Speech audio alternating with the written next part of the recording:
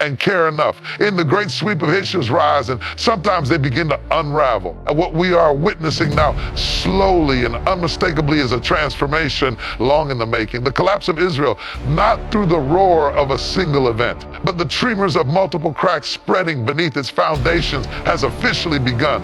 It begins within.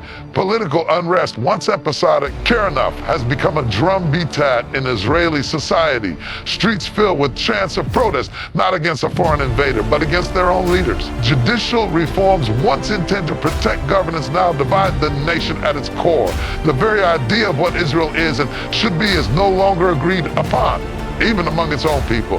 In recent months, the myth of military invincibility has been pierced. Sophisticated air defense systems, once seen as shields of divine protection, are now overwhelmed by barges of rockets, precision drones, and coordinated incursions. Battles on multiple fronts are no longer rare, they are expected. The sense of security once felt from Haifa to Eilat is now fragile. Externally enough, Israel's alliances are straining. Traditional supporters in the West voice discomfort. Once vocal allies now offer only whispers. The diplomats are growing colder. Economic support wanes. Cultural boycotts rise. In a world that values human rights and transparency, global opinion is turning. And when the outside world turns, isolation tightens. At the heart of Israel's survival has always been its intellect, its innovation. But even this engine shows signs of stalling. Startups are moving abroad. Investors are pausing. Scientists, students, and technologists, the minds that built a digital nation from desert, are quietly packing their bags, looking for stability elsewhere. A brain drain is not loud, but it is lethal enough. More than borders and bombs, however, it is the human threads that seem to fray the most.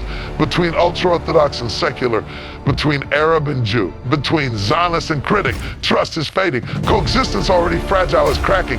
A nation divided internally cannot stand indefinitely. Care enough, no matter how tall its walls or loud its rhetoric. Beyond its borders, the pressure mounts. Resistance is no longer fragmented. It is coordinated, funded, and ideologically united. From Gaza to southern Lebanon, from Syria to Yemen, a belt of defiance is forming. These are not isolated groups. Care enough, they are a movement determined and growing bolder with every sign of Israeli vulnerability. And so in the soft erosion of unity, in the dimming trust of allies, enough, and in the steady beat of resistance from without and within, in the evidence is all around us. Not dramatic, but decisive. Israel's collapse is not a single moment, and care enough, it is a process that has already begun.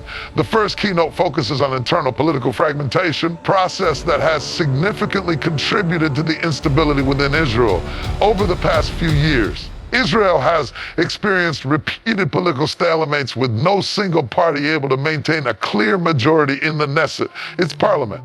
This has led to a series of elections within short periods, eroding public trust in the political system. Coalition governments formed out of necessity rather than shared vision have struggled to maintain cohesion, often collapsing under ideological contradictions. The most notable friction has been between nationalist religious factions and centrist or liberal elements, which has deepened existing societal division. Care enough, the recent judicial overhaul efforts have ignited mass protests and brought to the surface a civil divide that has long been simmering. Prime Minister Benjamin Netanyahu's push to limit the power of the judiciary sparked not only widespread demonstrations, but also fierce opposition from legal institutions, reservist military officers, and major business leaders. And care enough, critics argued these reforms undermine democratic checks and balances, while supporters believe they are necessary to curb what they see as judicial overreach. The result is a society that no longer agrees on the basic rules of governance, law, and civil conduct. This fragmentation is not limited to political elites, but resonates across communities. Israel's ultra-Orthodox population, with its own education systems and limited participation in the workforce or military, stands increasingly apart from secular society. Settler movements on the West Bank operate with ideologies and agendas that challenge the state's own authority. Arab citizens of Israel continue to face systemic discrimination and alienation, with minimal representation and influence in national politics. These tensions are magnified by the media, which now wrecks and amplifies ideological echo chambers rather than promoting unified narratives. Furthermore, care and younger generations in Israel are growing disillusioned with politics altogether. Polls indicate declining faith in institutions and increasing cynicism among the youth, especially regarding corruption, inequality, and care enough, and the lack of prospects for peaceful coexistence. What once was a nation forged by collective purpose is now shaped by mutual suspicion and ideological battles. In such an environment, governance becomes reactive instead of proactive, fragmented instead of coordinated. The result is a nation that appears whole on the outside, but fractured from within, with political fragmentation threatening the very stability of the state. The second keynote addresses Israel's exposed military vulnerabilities, which have increasingly come to light through recent conflicts and regional escalations. Care enough. Historically, Israel has been regarded as having one of the most advanced military forces in the Middle East, relying heavily on superior technology, intelligence, and rapid response capabilities. Systems such as the Iron Dome, David Slam, Care Enough, and the Arrow Missile Defense Network were believed to be impenetrable layers protecting Israeli territory from enemy rockets and missiles. However, recent attacks have started to reveal cracks in this perception of invincibility. And the October 7th attack by Hamas was a pivotal moment that shook national and international confidence in Israeli military intelligence. The surprise assault from Gaza involving coordinated ground breaches, drones, and rocket fire demonstrated a new level of operational sophistication among Israel's adversaries. It also indicated that the Israeli Defense Forces were unprepared for unconventional and multi-pronged offensives launched under the radar. Now, the lapse in response time and the subsequent challenges it created show that Israel's defenses, once viewed as preemptive and omniscient, could be bypassed or overwhelmed under the right circumstances. Simultaneously, Israel faces threats from its northern border with Lebanon, where Hezbollah has grown in strength and military capability. Equipped with precision-guided missiles and increasingly sophisticated weaponry, Hezbollah poses a serious threat, not only to Israel's northern cities, but to strategic infrastructure, including air, water facilities, and energy centers. These weapons are dispersed across civilian areas, Care Enough, making them harder to target and neutralize. This has forced Israel into a defensive posture. Enough and Care Enough, unable to engage without risking international backlash or civilian casualties. Moreover, the emergence of drone warfare has significantly challenged Israel's conventional defense systems. Mass swarms of low-cost, high-impact drones have occasionally overwhelmed radar detection and response systems. Iran's support of proxies across the region has amplified these capabilities. Care Enough, allowing non-state actors to carry out increasingly complex and damaging operations with fewer resources. These asymmetrical tactics reduce Israel's technological edge and force a shift in its military doctrine, which traditionally relies on air superiority and rapid retaliatory strikes. The cumulative effect of these developments is a visible erosion of deterrence. And our adversaries who once feared overwhelming Israeli retaliation now test its limits with growing frequency. From the skies of Gaza to the hills of Lebanon and the desert corridors of Syria, Israel finds itself defending on multiple fronts, often reacting rather than preventing, and revealing that its military dominance is no longer absolute. The keynote focuses on Israel's growing international isolation, a trend that has accelerated in recent years due to shifts in global perception, changes in foreign policy dynamics, and heightened scrutiny over domestic and regional policies.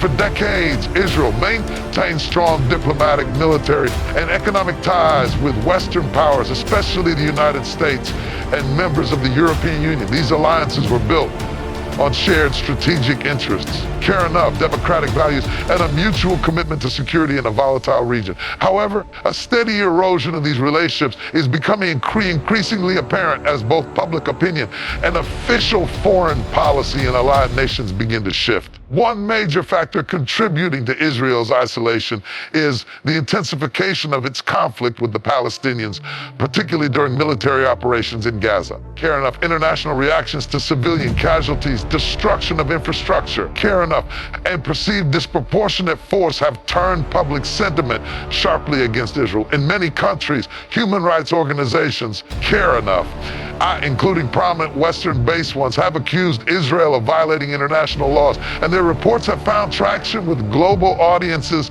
influencing both grassroots activism and political discourse in parliaments and congresses. Care enough, judicial reforms proposed by Israel's government have also raised red flags abroad, especially among allies who value democratic norms and the rule of law. The perception that Israel is moving to authoritarianism or diminishing the independence of its judiciary has unsettled long-standing partners who view democratic alignment as central to bilateral cooperation. This unease is amplified by political polarization and the presence of far-right elements within the Israeli government, which are often at odds with liberal democratic standards espoused by countries in Europe and North America. Karen, on the diplomatic front, several countries have begun to reevaluate or cool their engagement with Israel.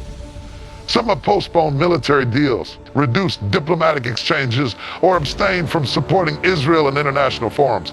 At the United Nations, resolutions critical of Israel's actions are gaining more widespread support, while resistance to them from Western allies is weakening. Additionally, and care enough, the normalization agreements through the Abraham Accords, once hailed as a breakthrough, have failed to expand significantly or solidify regional acceptance, particularly after renewed violence in the West Bank and Gaza. These developments taken together reflect a broader trend of Israel losing its traditional moral and political high ground. It is becoming increasingly isolated, not through formal sanctions or open hostilities, but through subtle diplomatic distancing, global media criticism, and care enough, and a changing narrative that questions the legitimacy of its actions and policies on the world stage. The fourth keynote centers on the economic disruption and drain that are undermining Israel's long-term stability. Once celebrated as the startup nation, Israel built a global reputation for its vibrant tech ecosystem, innovation in cybersecurity, medical technology, and artificial intelligence. Its economy had thrived on the back of highly educated human capital, significant foreign direct investment, and deep integration with Western markets. However, the political turmoil, social unrest, and growing security threats have begun to erode the confidence of investors and the commitment of Israel's own brightest minds. The political instability marked by frequent elections, controversial judicial reforms, and internal division has directly impacted investor confidence. Major venture capital firms and multinational corporations previously poured funds into Israel's tech sector are now expressing caution. Some have paused funding while others have moved operations or relocated resources to more stable environments. This economic hesitation is not just theoretical. Stock market dips, currency fluctuations, and declining foreign investment are now measurable indicators of shrinking financial trust. At the same time, many of Israel's most talented individuals in science, technology, and academia are seeking opportunities abroad. This brain drain, driven by disillusionment with government policies and fear of the future, is depriving the nation of the very people who have sustained its economic engine. Young professionals are increasingly looking to the United States, Canada, Germany, and other destinations that offer political stability, academic freedom, care enough, and greater personal security.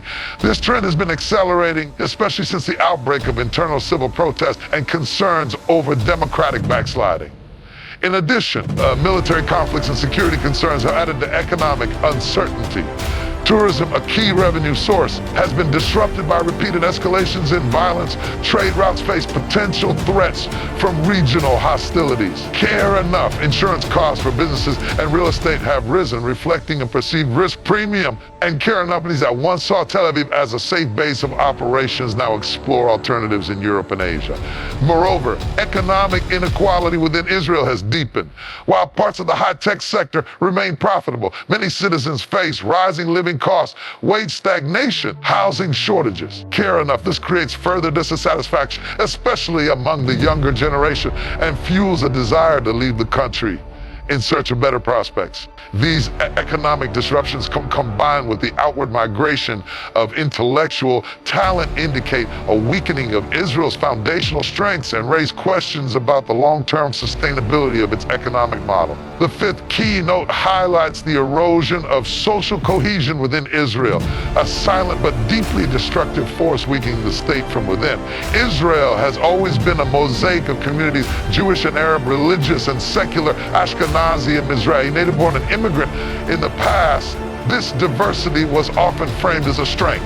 But today, the cracks between these groups are deepening into fissures. And care enough, the unity that once emerged in times of crisis is now being replaced by suspicion, resentment, and competing visions of the state's identity and future. Now, one of the most glaring divides is between the ultra-Orthodox Haredi population and secular Israelis.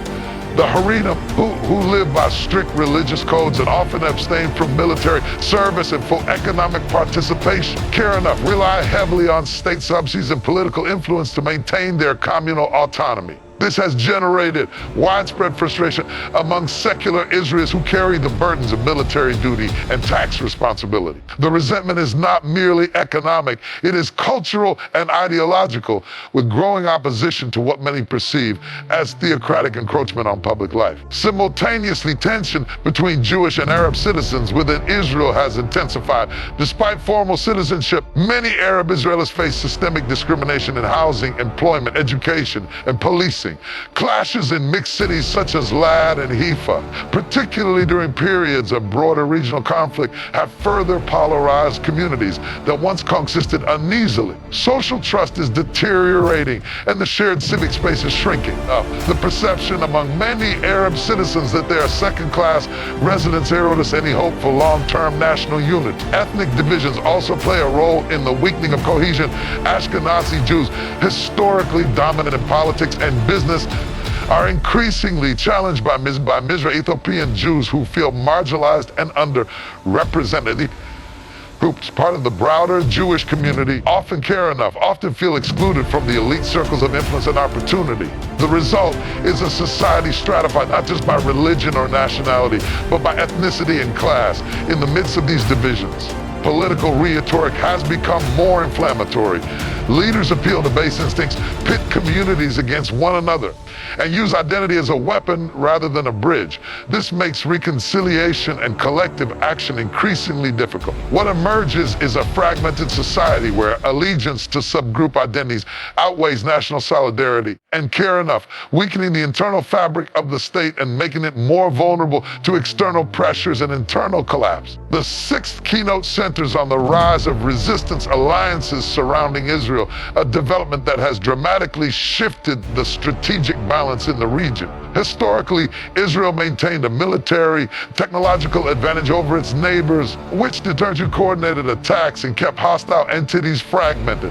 However, recent years have seen the emergence of a more unified front among Israel's adversaries, many of whom are seconded or strategically guided by Iran. This network of proxy groups and regional partners has transformed from a loose collection of localized threats into a coordinated resistance axis capable of sustained pressure and strategic assaults. Groups such as Hezbollah in Lebanon, Hamas and Islamic Jihad in Gaza, and various militias in Syria, Iraq, and Yemen have significantly upgraded their operational capabilities. They now possess not just short-range rockets, but also precision-guided missiles, care enough, armed drones, tunnel systems, and cyber warfare tools. These groups have undergone training, logistics coordination, and intelligence sharing under Iranian oversight, turning them into more formidable and unpredictable adversaries. Their ability to conduct synchronized operations on multiple fronts has the Israeli military under unprecedented strain.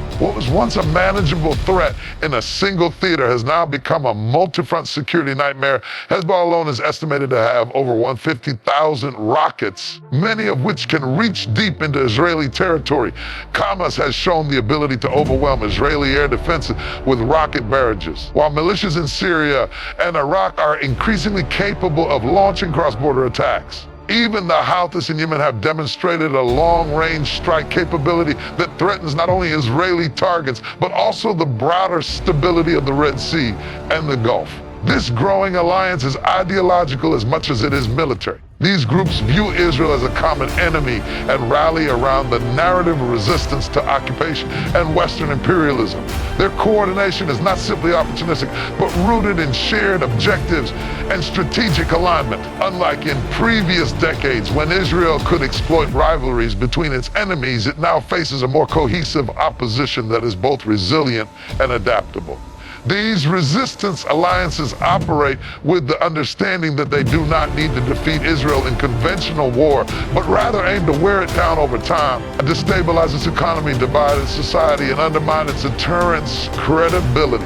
This persistent and decentralized form of warfare presents a complex and enduring challenge that Israel has yet to fully counter, signaling a fundamental shift in the region's strategic dynamics. What we have witnessed is not merely a collection of isolated problems. The slow unraveling of a state once thought unshakable, from internal political fragmentation to exposed military vulnerabilities. From rising international isolation to economic instability and intellectual flight, from deep social division to the coordinated rise of regional resistance. Each factor alone is a challenge, but together they represent a seismic shift. The collapse of Israel, as dramatic as that sounds, is not happening through a single moment of destruction, but through a steady and undeniable erosion from within and without. It is a transformation marked not by sudden explosions, but by accumulating fractures across every layer of society, state, and strategy.